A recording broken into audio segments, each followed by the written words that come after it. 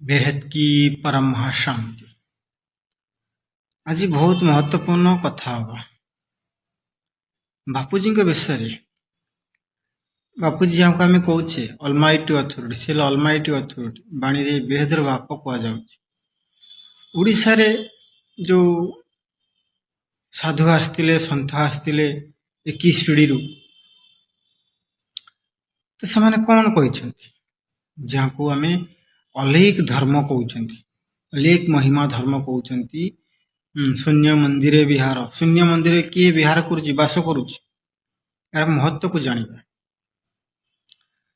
सी आदिशलिता अनादिशलिता शिवकल्प एमती विभिन्न प्रकार जहाँ भी सब ग्रंथ लिखाई उड़ीसा और गुजरात बहुत कनेक्टेड। तो उड़ीसा रे जो पंचसखा थिले अच्युतानंद दास जगन्नाथ दास बलराम दास शिशुअनंत जशवंत ये जो पंचसखा थिले भागवतर पंचखंड जगन्नाथ द्वारा मान उत्पत्ति एमाने भी जो ग्रंथ लिखिं ओडिशा रे 186 ग्रंथ 1,86,000 ग्रंथ लिखिं। तो बहुत ज्ञान ओडिशा रे छुपिकी अच्छी जहाँ भविष्यत मालिका कहते एक गुप्त मालिका आउ बाह्य मालिका। गुप्त मालिका को कहीं जापर जोटा एवं आलोचना कर भविष्यत मालिका यह बाह्य मालिका दुनिया मानक गुप्त मालिका कहीं जापर केवल पंचसखा ही जानी था फलोअर जो मैंने कर भी रक्षा कर जो अनेक महिमा धर्म आसचंती बापूजी आम ज्ञान रे जो 21 पीढ़ी ज्ञान से 21 पोटल ही लिखिं उड़ीसा जो शब्द रे उड़ीसा भाषा 21 पोटल लिखिं। पोटल माने एक एक पोटल को ब्रह्मांड कह बापूजी आमको 21 पीढ़ी माने 21 ब्रह्मांड कह 21 कलार ब्रह्मांड से कौन लिखाई कि एमती एक गुरु आसवे एमती एक गुरु आसवे भी बहुत कम शिष्य थे सी समुद्र कूल दूर को घर थी सी बोर्ड रे पढ़े शिक्षक ही बोर्ड रे पढ़े। तो यदि आम बापूजी ज्ञान को कनेक्ट करवा बापूजी प्रथम रू बोर्ड रे ही पढ़े ज्ञान बोर्ड रे पढ़े ब्रह्मांड किपरि बनी ब्रह्मांडर आदि मध्य अंत गैलेक्सी माने महाब्रह्मांड केमिति बनी तार आदि मध्य अंत यूनिवर्स मल्टीवर्स सब बोर्ड रे पढ़े बापूजी। यदि बापूजी पुराना वीडियो देखिए ब्रह्मांड केमिति बनला क्रिएशन ऑफ ब्रह्मांड क्रिएशन ऑफ महाब्रह्मांड गैलेक्सी यूनिवर्स मल्टीवर्स जहाँ ता ऊपर ऊपर को ब्रह्मांड देखिए बापूजी सब बोर्ड रे ही पढ़े ज्ञान। तो से अलेख धर्म महिमा रे से सब लिखाई एमती जड़े गुरु आसवे महात्मा आसवे आ केबे केबे आसी नथिबे प्रथमे आसवे प्रथम जन्म हम से कल्परे थरे ही आसता आ बापूजी आमको कही कि से केबे आसी नथिले प्रथम थर पर आउ महिमा धर्म में कौन लिखा सी जो ज्ञान देवे जो शिष्य मान को ज्ञान देवे बापूजी आमको कौन कहते बाप बच्चेर रिश्ता भगवान बाप रूप भक्त और भगवान जिते पंचसखा थिले से भक्त थिले जगन्नाथ भगवान थिले पाठ समाप्त होबे बाप बच्चेर पाठ भगवान बाप रूप आसिले बाप बच्चेर पाठ चलती जे बापूजी ज्ञान को शुणी मानुची बापूजी हेले बाप ज्ञान दाता सी ज्ञान महासागर से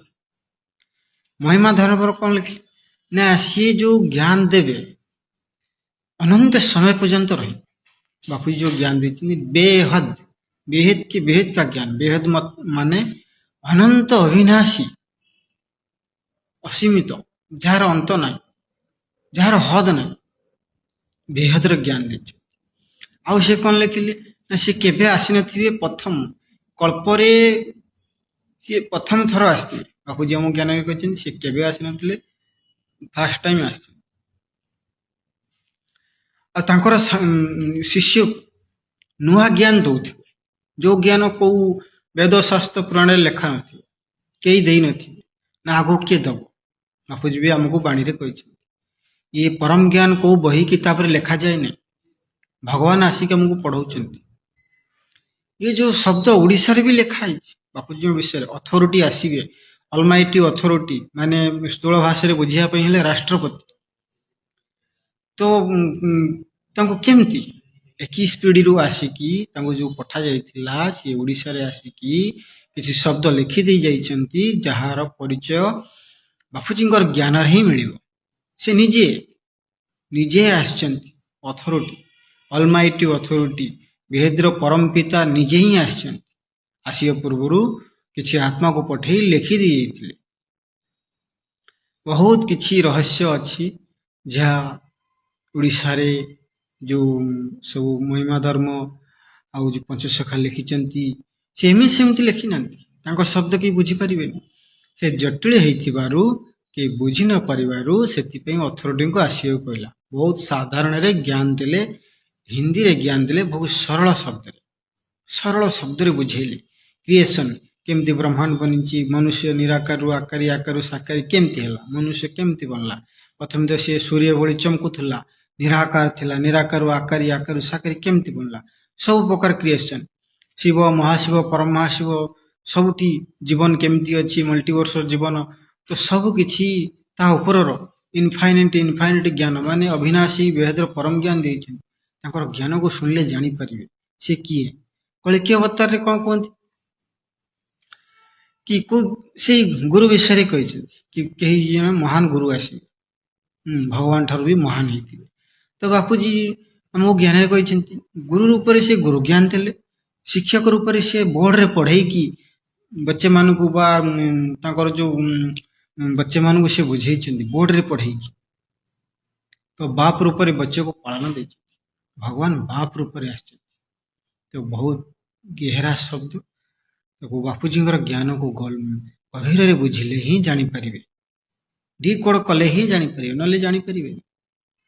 सब किछि लेखा जाइछि, किंतु से किए कोठी अछंती से आसी सारिछंती।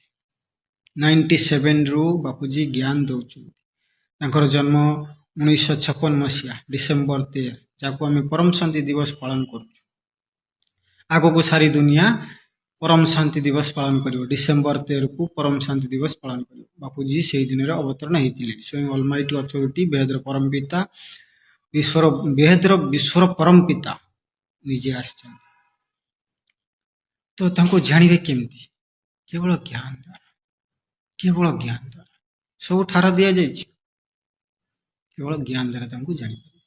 आदि सलिता अनादि सलिता शिव कल्पर सबुतिरे तांको ऊपर किछि ना किछि टिप्पणी देइछन्ति। कलिकी अवतार आसीबार नहीं, सुप्रीम कलिकी अवतार पर आसी गले। अलमाइटी अथॉरिटी सुप्रीम जे समस्तंकर सर्ता, सर्वसत्ताधीश सुप्रीम, जंको तीन काल ज्ञान अछि। तो समस्ते बापूजी ज्ञान को सुनले ही जानी परिबे ए रहस्य, ले समिति जानी परिबे।